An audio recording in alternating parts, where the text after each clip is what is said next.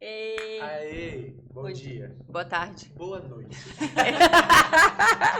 É isso, mais um episódio de Pod Family no ar. Estamos aqui muito felizes com mais esse episódio e você não pode esquecer de curtir todas as nossas redes sociais.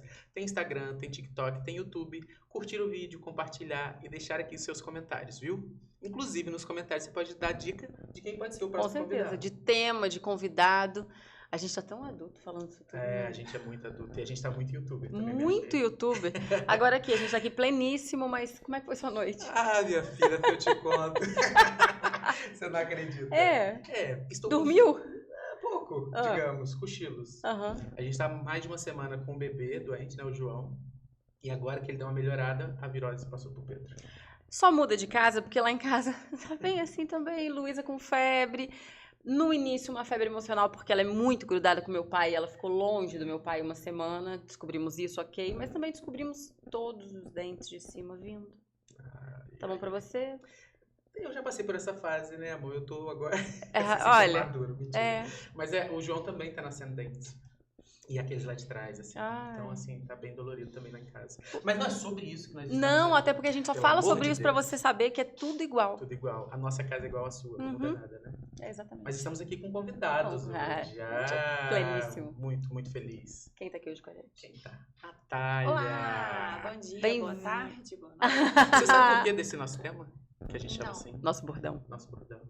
Nosso grupo, entre eu e ele, Sim. a gente nunca sabe quando o outro vai conseguir ouvir as nossas mensagens e tal, Entendi. porque a gente tem toda, né, uma vida acontecendo. Sim, fora, né? Exatamente. Existe. Então, como a gente não sabe que horas que o outro vai ouvir, então a gente já faz todo o cumprimento pro dia todo, pra ser a gente bem Eu educado. amei essa ideia. É, porque a gente nunca sabe, é real, né? Assim, às vezes a gente até pede desculpas um pro outro, porque responde com muito. Agora a gente ele instituiu que não pode pedir desculpas. É, porque é real. É a nossa realidade, né? E é aquela coisa de mais tarde eu falo com calma, né? Isso, Mais exato. tarde E nunca já vai chega. pedindo desculpas. Nunca chega, é. E a gente já introduziu o assunto. Isso.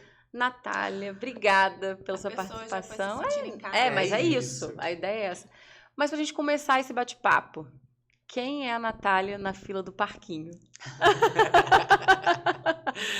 Amei, amei. A Natália da fila do parquinho é a mãe que fica, cuidado, não corre, não sobe, espera. Essa é a Natália na fila do parquinho, mas brincando, assim, voltando. A Natália é mãe de duas, né? Eu cheguei a usar esse nome no Instagram um tempo, mãe de duas, antes de colocar meu nome, Natália Nascimento. Mãe da Nina, de 6 anos, e mãe da Liz, de 4 anos. A Natália é psicóloga, trabalhou muito tempo em RH, indústria, e agora ela tá só na psicologia clínica, né? Desde 2019 para 2020, né? Que eu fui fazendo essa transição. Hoje eu atendo mães e mulheres, né? As minhas especialidades na clínica, depois de muitos estudos, estudar. E estou aqui hoje como representante da campanha Maio Furta Cor, que é uma campanha que já existe há 3 anos, né? Pode falar já? Vai. Como que ela é? Com certeza. Eu quero saber como é que começou essa campanha, qual o objetivo dela. Essa campanha começou em 2020, né? No auge da pandemia, com 2 profissionais da perinatalidade. Então, Natália, que palavrão é isso? Perinatalidade é o que a gente chama profissionalmente das pessoas que trabalham com a maternidade, com as famílias, né? Nesse período específico mais de puerpério, que a gente entende dos 2 primeiros anos, corresponde, né? Os 2 primeiros anos do bebê. Então, a gente tem a Patrícia, que é uma psiquiatra, e a Nicole, que é uma psicóloga.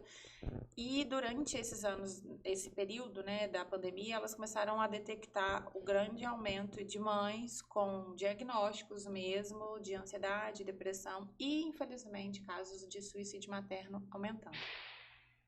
Elas resolveram fazer alguma coisa, né? Vamos nos mobilizar para que as pessoas entendam que saúde mental materna importa. Essa é a grande frase da campanha Maio Furta Cor. É uma campanha como Setembro Amarelo, Janeiro Branco, né? E colocou em maio, porque no Brasil é comemorado o Dia das Mães, e Furta Cor, porque maternidade não tem uma identidade. Isso é muito legal, porque a gente engloba qualquer tipo de maternidade. Então, dentro da campanha existem maternidade indígena, maternidade pretas, maternidades atípicas, a campanha fala da saúde mental para todas essas maternidades, né?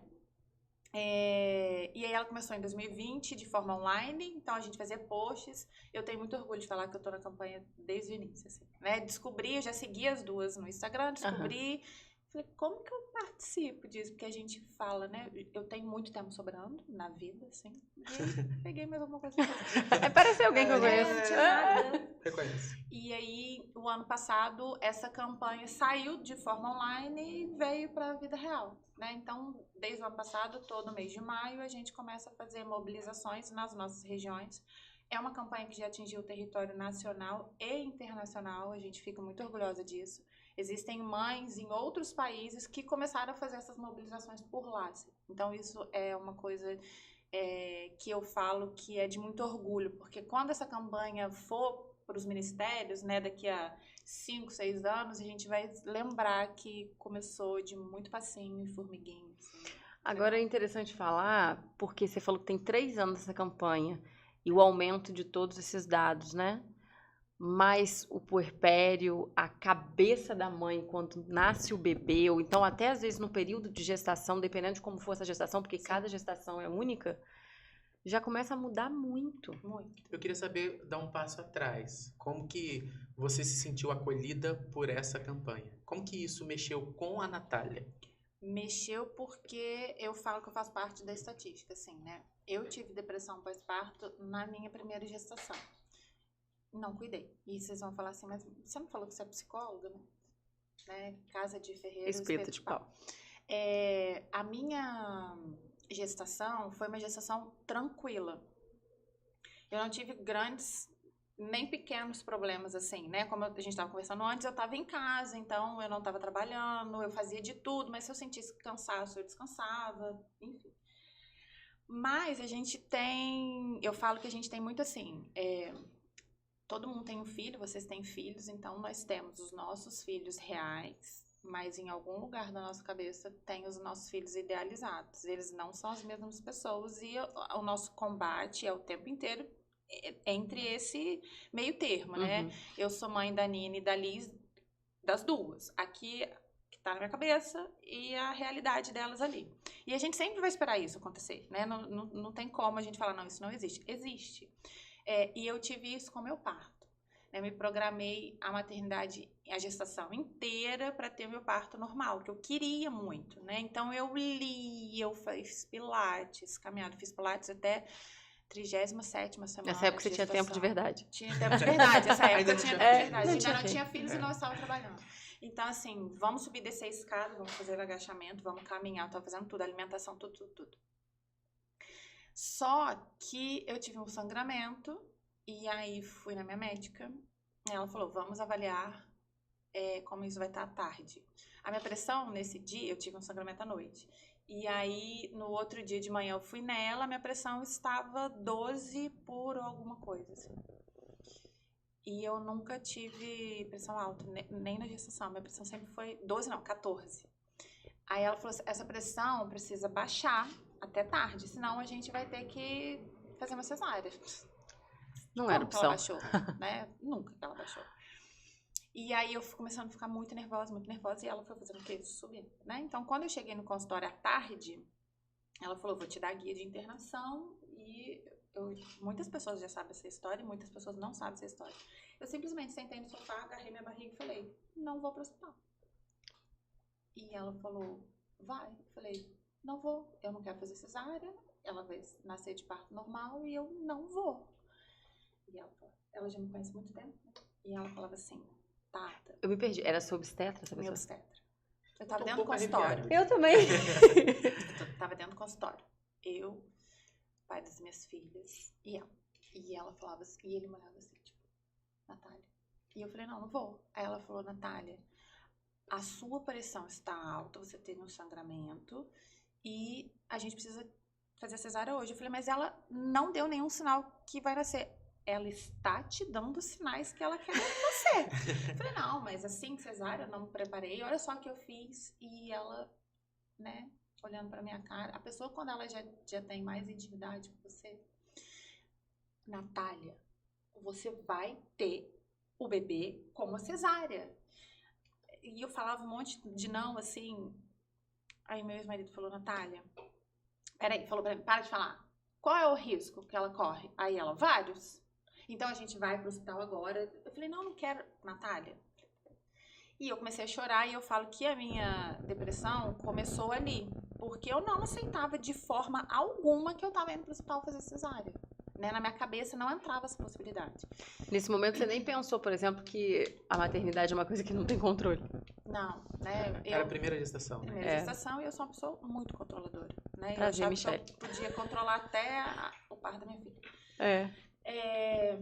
E aí eu fui, né? Cheguei no hospital, fui tentando me acalmar, assim, com todo o suporte da minha família, de todo mundo, da médica. Eu lembro que para tomar anestesia, ela me abraçou, assim, né? Quando a gente vai tomar anestesia, a gente vira um feto. Não assim, pode você mexer, tá com a barriga, né? por nada. E eu tremia toda, assim, de muito medo. E ela tava abraçada em mim e eu consegui tomar anestesia e tal, beleza. Fui ter. Como eu pós-parto, foi uma coisa horrorosa. Eu sentia dor, que as pessoas falavam, que dor é essa?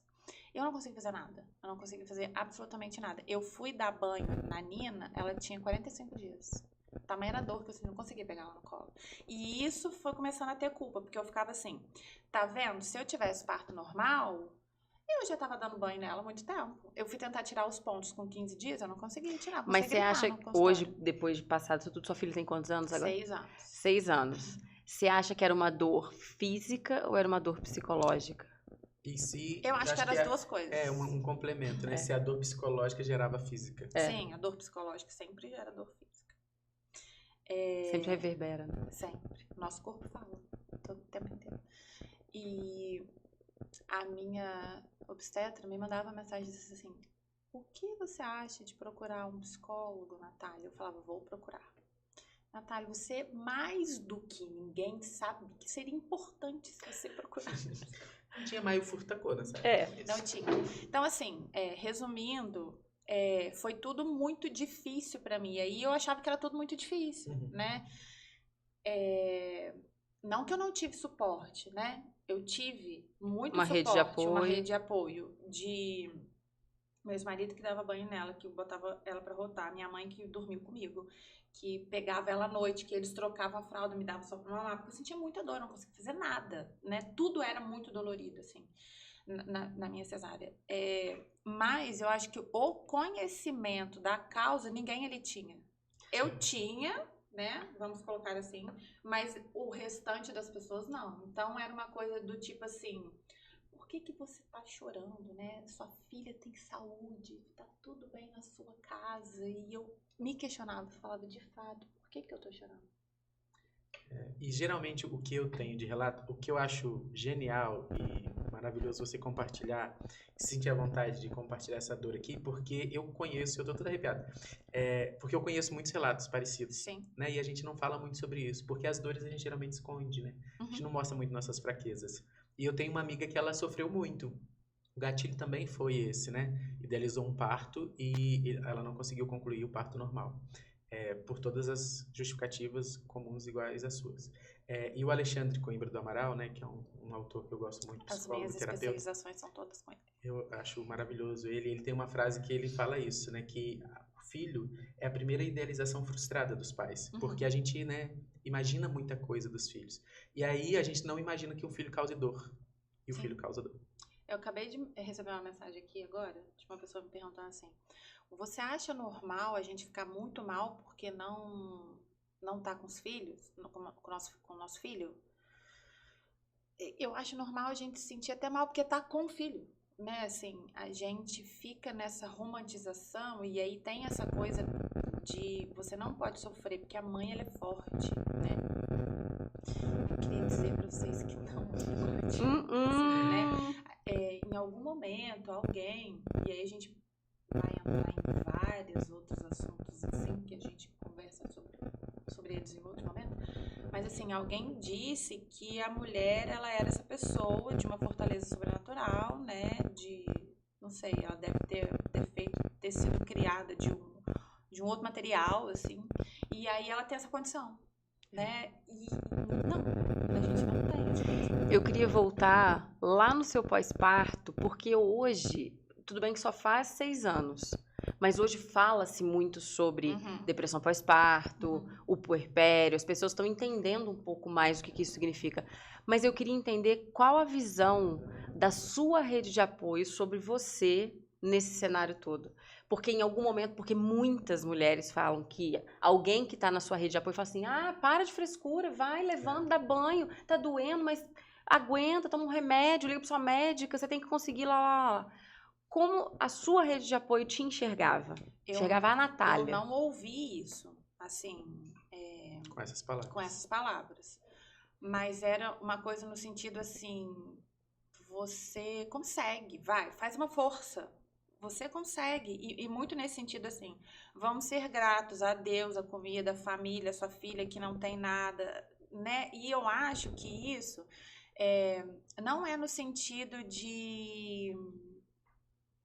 Como eu falo assim? É no sentido mesmo de deixar a gente pra cima, Sim. mas as pessoas não têm a noção, né, a sabedoria mesmo, que isso machuca Só piora muito, tudo. né? Porque assim, eu não tinha de onde tirar força, né? A minha filha mais velha, ela mamava o tempo inteiro.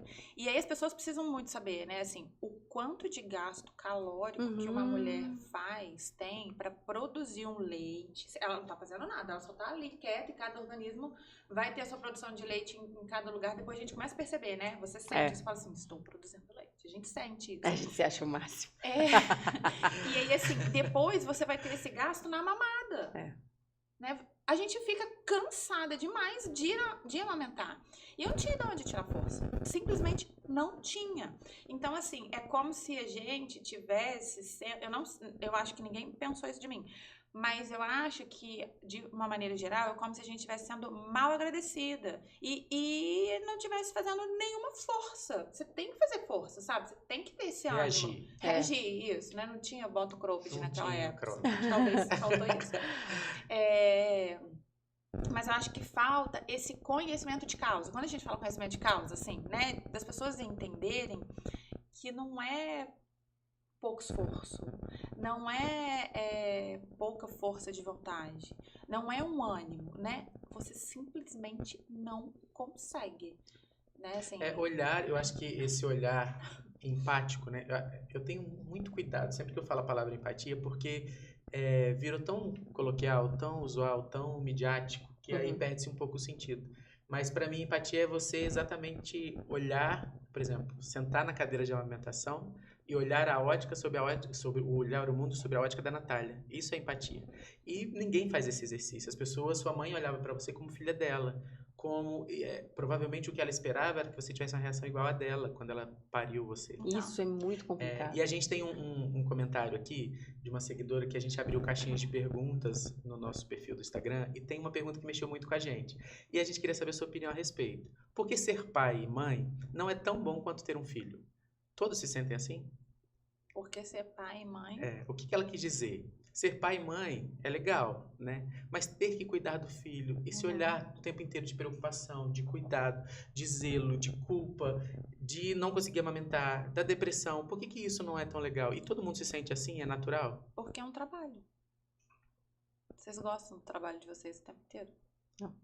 Ninguém. Tem coisa chata no trabalho de vocês? Essa é a resposta, só por causa disso, porque é um trabalho, né? Então, assim, quando a gente fala sobre assunto e quando a gente faz os posts, a gente vê muito isso no perfil oficial da campanha, né? A gente não compartilha, eu publico, mas eu não compartilho junto com o perfil oficial da campanha, porque senão ia ficar assim, uma pessoa lá do Amapá, uma pessoa lá de Joinville, uma pessoa de Itatiaia, ia virar uma bagunça. Então, tem as publicações oficiais no Instagram da campanha, depois eu falo pra vocês qual é. A gente vê muitos comentários das pessoas assim, vocês falam e parece que vocês detestam ser mães, né? Parece que vocês não gostam dos filhos de vocês. Em nenhum momento é isso que passa na nossa cabeça. Muito pelo contrário, eu falo que eu não fico tocando nesse assunto porque eu não saberia explicar o que é o amor que eu sinto por elas. Então, engraçado isso, né? Sabe? É impossível denominar, mensurar. Eu olho aquelas criaturas ali e falo, gente, não dá, então assim, dói. Exatamente, e é uma coisa que é muito natural. Tá vendo assim, eu comecei a falar, você já falou. Então, eu não preciso explicar isso. E olha que legal que a Michelle colocou. Ela falou de amor, em seguida ela falou dói. Dói. Mas amar dói, né? Exatamente. Tem- Então, assim, a gente não tá preparado. O casal, principalmente pais de primeira viagem, gestantes principalmente, eles não falam sobre isso. Eles nunca Ninguém escutam fala falar sobre sobre isso, né? Mas sabe o que eu acho mais louco também? A gente tá falando da nossa ótica de amor sobre os nossos filhos. O amor que eles sentem pela gente é uma coisa tão genuína. Sim. Porque eles não sabem os defeitos que a Michelle tem, que o Expedito tem, que a Natália tem. Defeitos, às vezes, que a gente já sabe, a gente não gosta, que a gente pode afastar pessoas por causa disso. E pra eles, Eles nem viram. que era eles defeito. nem estão nem aí, nem sabem que é exatamente. Eles olham, às vezes tem uma madrugada, igual a gente teve, né? Madrugada com o filho com febre, aquela coisa, não quer dormir e chora, e não sei o que, você tá exausto. Aí no meio da madrugada, no meio daquele chororô, ele para e olha pra você e sorri. Uhum. Acabou, sabe? E é muito doido, porque você é realmente o super-herói Sim. e a super-mulher Sim, deles, sim. assim, de uma forma que eu acho que a gente nunca vai ser amado desse jeito. Exatamente. A gente não pode nunca desvincular, ainda mais nesse tema que a gente está trazendo hoje, desvincular o tamanho e a proporção desses amores, nosso para com eles, deles para conosco, do nosso sofrimento, do nosso cansaço. Sim. Então a gente ama, a gente cuida, né? Esse olhar e esse, sei lá, um abraço, um afago deles com a gente. Isso preenche, a gente faria isso a semana inteira, Uhum. mas hoje estamos cansados. E estamos cansados. E- Queríamos um tempo livre. Exato. E assim, são necessidades Sim. humanas, né? Sono. Eu não dormia na minha primeira filha, assim, simplesmente porque ela mamava toda hora, né? De madrugada, de tarde, de noite. Qualquer hora para ela era boa a hora de mamar. Então, eu sentia muito sono. Eu sentia muito sono. E uma pessoa com sono, fisiologicamente falando, ela dá pra quê? Nada. Né? Então, assim, aí as pessoas têm mais empatia, que você tá falando, de uma pessoa que está muito cansada e às vezes ela muito cansada do trabalho dela, da academia dela, da viagem que ela fez, mas não tem essa mesma empatia quando é uma mãe falando que ela Esses está dias, cansada. um amigo do porque ela- trabalho. Ai, gente, eu queria matar o Caio. Ele chegou e falou assim: Nossa, ele é jovem. Ele mora em Itatiaia, inclusive. Ele é jovem e falou assim: Eu cheguei em casa do trabalho, eu dormi às 5h30 da tarde e acordei hoje de manhã. Eu falei: Sai daqui. Mas Sai daqui, Jogar uma não quero coisa falar com pra você nunca mais. mas Sai assim, daqui, porque é isso. mas assim. Eu não tive nenhuma das duas. Eu consigo administrar esse dormir picado. Uhum. Não, assim, chega uma hora que bate muito. Tem horas Sim. na madrugada que eu falo assim, Não por consigo favor, mais. não consigo mais, me ajuda, porque, né? Mas eu conseguia administrar bem. O que eu não conseguia administrar, e às vezes isso ainda hoje me bate, eu sempre fui, vou voltar um pouquinho nessa dessa, né? Eu acho que, a gente falando do amor ainda, a gente ama incondicionalmente, mas a gente tem que saber olhar pra si. Sim. Uhum. Se amar em primeiro lugar, pra saber receber e dar esse amor pra esses pequenos, porque nós somos o exemplo pra eles. É a Exatamente. história do avião, né? Primeiro você Sim. põe a Primeiro, máscara. exatamente. Exatamente. A gente tem que estar bem pra cuidar bem. E pra mim, nessa fase do ter que estar bem, cuidar bem, nananana, eu sempre defendi uma bandeira que é a mulher, a Michelle mulher, só, em primeiro lugar. Então, eu sempre achei saudável sair com as minhas amigas, sem filhos, sem marido, pra ter aquele momento pra falar nada. Ou pra falar deles, Aham. entendeu? Isso pra mim você é um exemplo. Isso pra mim eu Mas aprendo todo mundo muito. sempre te entendeu assim depois que você virou mãe? Sim, mas a primeira culpa sempre foi a minha. Por exemplo, na semana que vem eu tenho um happy hour com as minhas amigas, porque vai ser comemoração dos aniversariantes de maio, enfim. A minha filha mais velha vai comigo, porque uma outra amiga vai levar a filha dela, as duas vão brincar, ok. A mais nova vai ficar com o pai. O pai ainda não sabe disso, mas depois a gente resolve. Agora vai saber. Mas aí, independente se ela for ou não comigo, eu acho isso muito saudável. E eu tenho amigas que não fazem porque não conseguem, não fazem porque não tem rede de apoio, não fazem porque não concordam, mas no fundo concordam, mas não assumem, No mas fundo queriam. queriam. É o sonho. Por que eu falo isso? Por que eu defendo essa bandeira? Porque eu sinto falta minimamente da minha liberdade. Eu sinto falta de sair do banho, a gente já falou sobre isso, né? Sair do banho e ter o meu momento pra me arrumar sem... Mamãe, e não sei o quê. Sabe aquelas coisas, aquelas falas que poderiam esperar? Tem 6 anos que eu não tomo banho de porta fechada. Ah, já é sobre isso. E o banho é só um exemplo. Só um exemplo. Só um exemplo.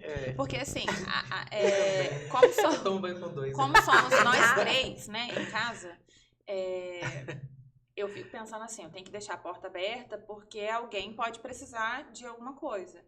Ou eu tenho que deixar a porta aberta porque eu vou precisar sair correndo. Sua se dinâmica alguma é você coisa e elas. Nós 3 em casa.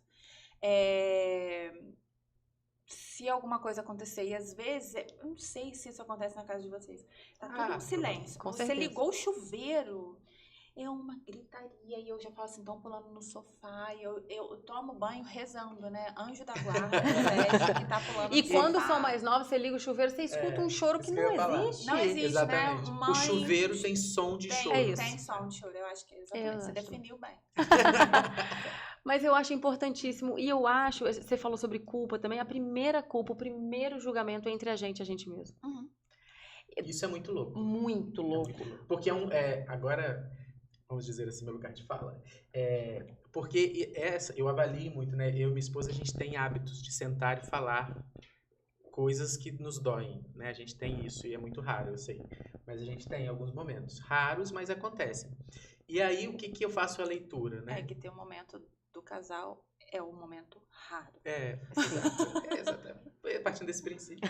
E aí, o que eu percebo? Que existe uma culpa, e ontem eu estava falando sobre isso, naturalizada, né? Criada de uma forma, na mesma forma que foi criada a nossa sociedade. Então tem uma construção social em que, por exemplo, se o Pedro ou o João nascem, eu vou entregar uma mochila para eles.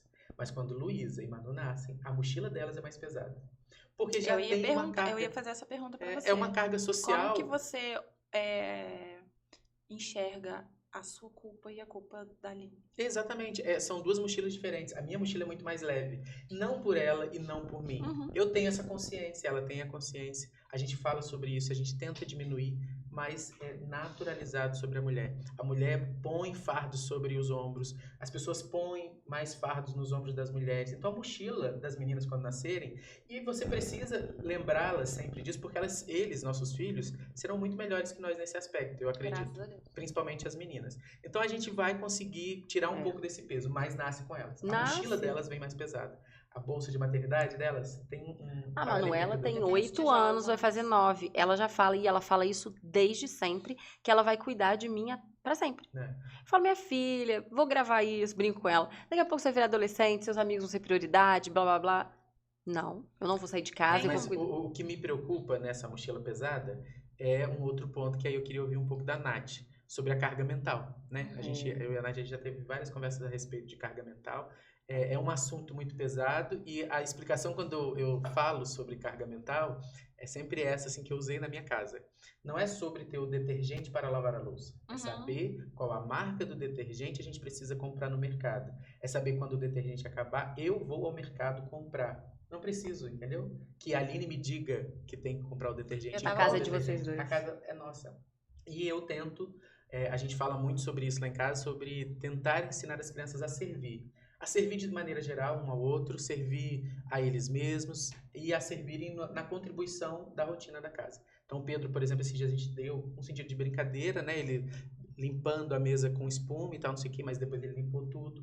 Guardar os brinquedos, jogou o sapato, chega da escola e ele joga o sapato do teto. Pega, põe lá no lugar que é do sapato. Então a gente tenta criar isso. Só que a carga mental, ela existe, né? E a gente viveu muito isso intensamente. E o meu medo é que a gente perca esse assunto agora que a gente saiu da pandemia, sabe? Sobre essa importância da gente estar sempre com esse olhar, principalmente a carga mental materna. Eu vou tirar o materna para eu responder essa pergunta. Porque existe a sobrecarga materna, mas antes da sobrecarga materna, ela só existe porque a mulher tem a carga, né? A responsabilidade do cuidado. Que é a história da mochila. Que é a história da mochila. Então, assim, vou começar com um exemplo. E depois vou entrar num termo que eu aprendi na campanha, que eu sou apaixonada por esse assunto hoje. Eu leio muito sobre ele. Semana passada eu estava conversando com uma amiga e ela estava falando que ela faz muitas coisas em casa. E uma das coisas que ela detesta é ir ao mercado, então ela sempre fica tentando que o marido vá, mas às vezes ela já desiste, porque quando ele vai, ele faz chamar de vídeo pra ela. Pra saber o que ela vai junto de alguma forma. E olha só, eles não têm filhos. Eles não têm filhos. Então não é uma carga que ele foi no mercado pra ela ficar com as crianças, né? Eles não têm filhos. Isso vem desse entendimento que o homem sai para trabalhar enquanto a mulher está em casa cuidando. A campanha traz pra gente muita capacitação. Então, a gente se reúne, nós estudamos, a gente lê artigo, referências bibliográficas. O que eu gosto muito nessa campanha é que ela é toda respaldada por dados científicos, embasamento teórico. A gente não tirou os dados da nossa cabeça, né? Fontes, minha cabeça. Não foi. Fontes, Existem minha vida. esses... Google poderia O também. que poderia, né? Se todas as poderia. fontes Nossa fossem Senhora. teoria. Mas, assim, são estudos, dados do IBGE, fontes de estudos da Fiocruz, estudos de outros países, assim. Então, existe isso. E aí, com a campanha, eu conheci um termo que chama economia do cuidado. E que eu sou apaixonada nele, assim. Então, resumindo, vamos entender assim. Quando você olha para trás, na sua infância, assim, você foi cuidado por alguém. Você foi alimentado por alguém. Alguém te levou para a escola, alguém lavou seu uniforme, alguém preparou sua comida, alguém te deu banho, alguém te colocou para dormir, alguém levava você para tomar vacina, alguém te levava no médico, alguém te levava na pracinha. Na maioria das lembranças, é uma figura de uma mulher ou uma figura de um homem? Ah, eu fiz esse exercício também. Uma mulher. Entende? É uma mulher. Uma mulher. E aí, assim, os homens acabam construindo a carreira deles muito rápido. Não é à toa, não é um mérito só dele. Quando ele chegou em casa, a comida dele estava pronta, a casa dele estava limpa, o uniforme dele, ou a roupa dele estava lavada. Os filhos dele já estavam ok, não tinha que ele se preocupar. Quem estava fazendo isso? Então, assim, não é pensar só na mãe, mas a gente precisa pensar na mulher. É muito esse ensinamento que você trouxe da sua filha mais velha, assim. Se alguém vê, eu vejo muitas pessoas hoje, tenho algumas pessoas que eu sigo na internet e que ela sempre já falou sobre isso, assim, o filho dela é um menino, ele tem uma bebê reborn, mas é um menino, um bonequinho, né? Ele quis um menino. Ele tem um carrinho, tem uma madeira, porque ele quis brincar disso. E aí ele deu, ela deu. E ele tem uma cozinha. E ele sempre vai pra cozinha com ela, cozinhar, né? Ela vai preparar comida e tal. E a gente vê, ela posta os comentários que ela recebe do tipo, que absurdo você deu um carrinho pro seu filho brincar, que absurdo o seu filho ter um boneco pra ele cuidar. Como assim? Essa construção da economia, que eu tô falando aqui do cuidado, porque é uma economia do cuidado mesmo, né? Assim, eu não tenho com que me preocupar. Começa de agora. Porque, assim, você vai lá, qualquer lugar para comprar, não tem uma tábua de passar roupa com ferro azul e verde. Elas são rosas, porque é a menina que vai brincar com aquilo. E eu não tô falando que isso é um problema, não acho problema, assim, antes que alguém fale assim, mas vai falar sobre brinquedo, não é isso. Mas é que desde pequenininho... São as percepções. Você está incentivando que a menina vai brincar sobre cuidar e o menino vai brincar com a fazendinha, com o carro, ele vai ser o piloto do avião, ele vai ser... E ao contrário, as pessoas não entendem muito isso, né? Então, tipo assim, já cresceu, já pode casar, já tá fazendo não sei o quê. Por que ela já pode casar só porque ela cozinha? Um episódio que retrata muito isso, eu acho que vocês duas viram, foi o post que eu fiz esses dias, falando sobre... eu no mercado com o Pedro. Eu comentei. E o Pedro de pijama. Uhum. Até depois Você foi tão educado. Teve um comentário da pessoa perguntando assim, mas será que não foi num tom de humor, de brincadeira? Não foi. A gente sabe, né? Eu falei, eu sou do humor, né? Eu que fosse, não é uma coisa que você brinca. Eu tô o tempo inteiro com esse tom de brincadeira com as pessoas e tal. Então, não era, entendeu? Era tipo assim, a mãe desse menino não viu ele sair de casa. E assim... Ela viu, e mesmo se não visse, eu fico com ele uma semana. Então, quem veste ele sou eu, né? Então, assim, ela não tem nem opção de dar qualquer tipo de opinião. Vai deixar todos os looks preparados. Exatamente, é impossível. E assim, mas esse é o retrato, né? Eu acho que esse é um retrato muito fiel. As pessoas estranham, por exemplo, quando eu tô a semana sozinho com os dois, quando eu saio com os dois. Você é louco sair com os dois. Por que eu sou louco de sair com os dois? Como é que você dá conta de ficar com os dois? Mas você também ouve ao contrário, que eu imagino que deva ser, né? Nossa, olha só que incrível. Não, eu sou super-herói, né? Como se você estivesse fazendo a gente falou sobre isso, né? na caixinha do papel de pai. Exatamente. A gente tava falando sobre isso, que os maridos das seguidoras... Porque 75% do meu público, a 80% quase, são mulheres, né? E elas ficam sempre tentando, né? E aí a gente tava falando sobre isso. Porque esse papel, né, para elas é muito admirável. Eu posso estar lavando louça, eu posso estar cuidando das crianças, eu levar as crianças ao Mas pediatra. esse tipo de pensamento que a gente precisa mudar. E quando eu falo gente, nós, mulheres. Porque eu não posso achar isso admirável. Não tô falando que é um problema. Tá? Não tô criticando. Isso é um lugar muito comum para mim. Mas eu não posso achar isso admirável. Eu tenho que achar que isso é normal. Exatamente. Porque se eu for ficar achando tudo isso admirável, né, isso nunca vai mudar. Por isso porque que eu odeio olha o pra termo. mim e fala, nossa, que admiração, olha, você E saindo nas correrias. os mais antigos sempre perguntam assim, mas e o pai ajuda? Não, ele participa. Eu detesto o termo, o pai ajuda? Não. Ele participa, ele cria junto, ele é o pai. Exatamente. Geneticamente, então, exatamente. É isso. E a vida tem que ser assim, 50%. Inclusive, 50% é ótimo, porque o pai é normalmente o legal e a mãe é a chata. Porque é a mãe que vai pôr as regras, é a mãe que vai... Isso é não dá isso pra criança comer, porque isso é um assunto que rende. Esse é um outro podcast. É outro. Tem que chamar um nutricionista. Né? Acho que a gente pode agora falar da agenda da Natália. Vamos. Esses temas são muito relevantes, muito importantes. Acho que o nosso papo rendeu isso muito bem. Deixa eu abrir, porque E eu sei que mais. você preparou uma agenda para o mês inteiro de maio. Isso é maravilhoso, assim. E eu acompanho.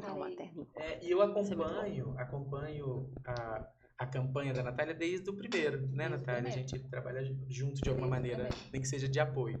E eu acho genial, acho super importante. Só que eu tenho percebido quanto tem crescido ao longo desses anos. E agora você trouxe, inclusive, alguns dados que comprovam isso. Isso é tão importante, e vocês estavam falando, né? Você estava falando sobre como nasceu e tal. Eu acredito que esse crescimento é retrato da necessidade, sabe? Eu acho que é retrato da necessidade. Eu vejo que é retrato de muitas mulheres acordando para essa questão do admirável, né? Porque a gente coloca, às vezes, algumas coisas que um homem faz como um elogio e a gente não percebe que ele não está fazendo nada demais. E, gente, por favor, eu não estou aqui falando mal dos homens, sabe? Porque, até porque, às vezes as pessoas falam muito isso, né? Respeito. E elas não entendem esse olhar, né? Porque, é o mesmo olhar que fala, se você está criticando seu filho, você não ama ele. Isso, e não é assim. É só uma questão da gente ver que nós somos pessoas iguais, né? Sim. Tem uma coisa que eu trouxe o ano passado nas palestras, vou falar rapidinho sobre isso, é a questão do... Como é o termo que a mãe tem? Acabou de vir na minha cabeça e acabou de sumir. Que a mãe tem... Gente, me ajuda. Culpa? Não, é outra coisa. Tá na mochila da mãe? Não. Meu Deus, eu tinha que lembrar isso. Tem na minha boca pra eu falar e esqueci. Intuição. Intuição materna. Toda mãe tem, então a mãe sabe. Se eu falasse pra vocês, não é intuição ainda a palavra, era uma outra coisa, que agora eu não vou conseguir lembrar. Se eu dissesse que não existe isso, né, assim, todo mundo tem uma intuição. Todos nós temos intuição. Então, a mãe sabe que o bebê está chorando porque ele está com cólica. A mãe sabe que o bebê está chorando porque ele está com fome. Intuição é uma coisa que qualquer animal tem.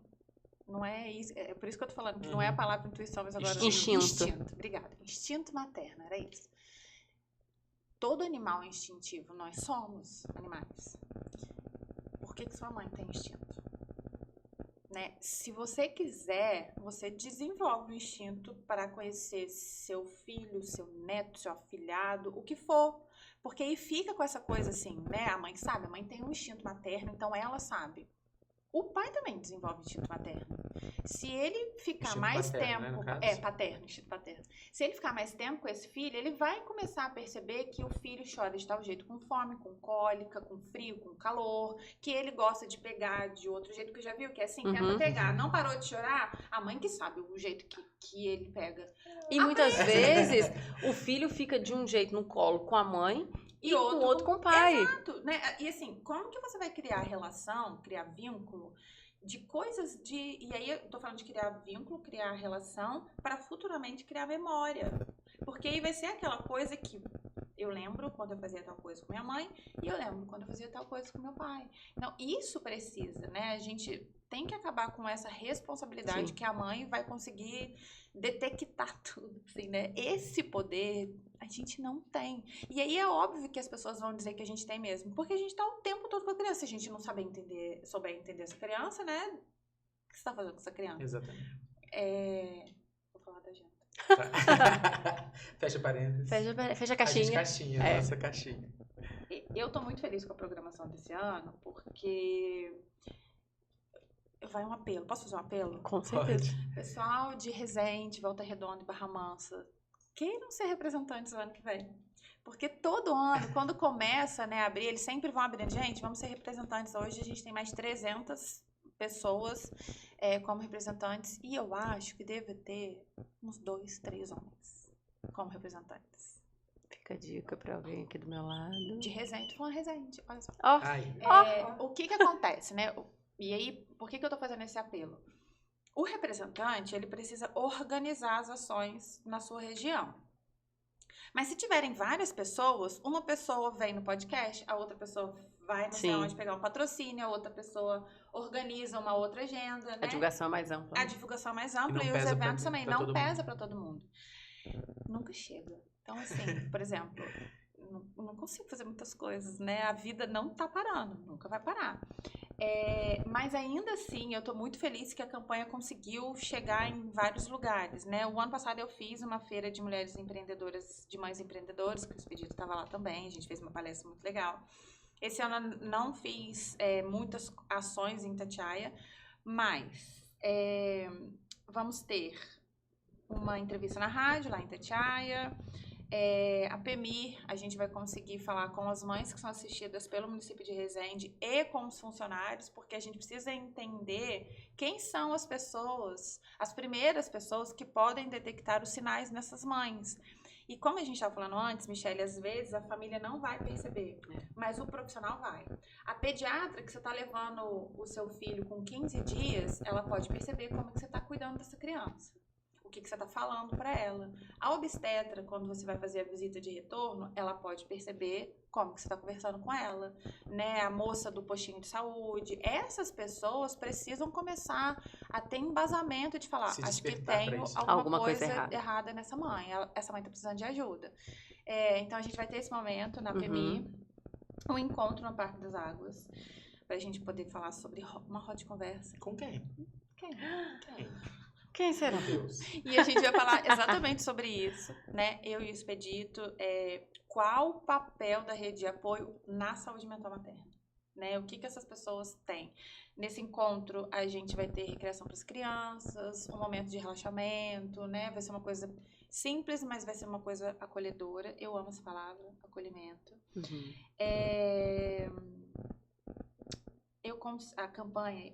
A campanha conseguiu chegar à semana acadêmica da UBM. Então, assim, eu acho entrar nas universidades era um dos objetivos da campanha desse ano, porque a gente não estuda isso na universidade. E aí a gente está falando do pessoal que está fazendo psicologia, enfermagem, medicina, qualquer coisa, assim, né? São essas pessoas que vão começar a ter esse olhar. Os primeiros olhares, Os primeiros olhares. Então, chegar dentro da universidade é uma coisa muito importante. Eu fiquei muito feliz com isso. Uma escola, que é a escola que as minhas filhas trabalham, estudam, também abraçaram a causa, trabalham, né? Abraçaram a causa, então a gente vai fazer uma roda de conversa com as mães lá. E uma palestra numa agência em Itatiaia. A gente vai falar sobre saúde mental e saúde financeira, que é uma das coisas que a gente tem muito hoje, assim, no ramo de empreendedorismo feminino, a maioria das mulheres começaram a empreender depois da maternidade. Ou elas se desligaram do emprego por conta dos filhos, ou elas foram desligadas no pós, né? Que a gente também tem esse índice muito grande de a mulher voltou de licença maternidade, passa um tempo, ela é desligada. E aí, pra gente conversar sobre isso, assim, né? Uhum. Então, atingimos algumas regiões. Legal. Tá muito lindo. E onde que te encontram, por exemplo? Onde encontram todas as Qual informações? Qual arrobas? Os arrobas. Os arrobas. O perfil oficial da campanha é @maifurtacor. Ele tá no Instagram, no YouTube. Então, lá no YouTube tem muitos assuntos interessantes, tem muitas aulas, qualquer pessoa pode acessar, né? E tem o site da campanha, maifurtacor.com.br. Ali, assim, vocês podem acessar as referências bibliográficas, da onde que a gente tá falando tudo isso, né? Tá tudo ali disponível para quem quiser. Material da campanha, para baixar, para usar logo, essas coisas, tem tudo ali. E o meu perfil no Instagram, que é @_natinaz.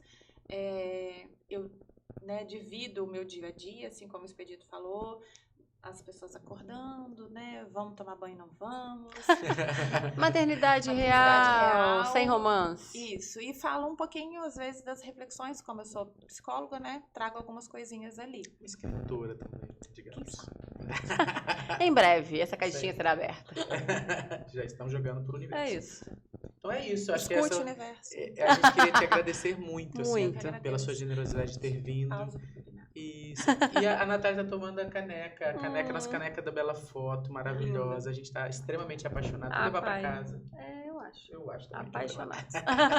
E hoje também, Michelle, eu tô com o celular aqui, também acompanhando algumas das perguntas que eu fiz, foram sobre algumas questões que os seguidores colocaram. Uns A caixinhas de gente traz perguntas. também, Sim.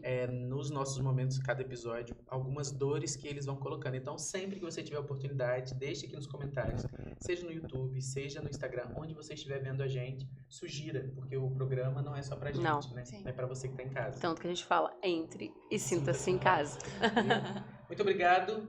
Eu que agradeço. Eu agradeço pelo espaço. Assim, antes de agradecer, eu tô muito encantada. Já falei antes, achei lindo. Desejo muito sucesso para vocês. Obrigada. Adorei ter pessoas assim que falem sobre essa vida de verdade, né? Assim, Estamos aí na luta. e pelo espaço da campanha, que é muito importante. Importantíssimo. Sempre, né? Sempre. Agradecer o pessoal do estúdio. Estúdio Bora, que está aqui conosco. Estamos inaugurando um novo espaço dele. É isso. Tão maravilhoso. E agradecer sempre Bela Foto, porque é um carinho gigante e apaixonante que nós vamos levar para sempre com a gente. É isso. Até a próxima. Até a próxima. Tchau, tchau. Tchau, tchau. Eu gostei.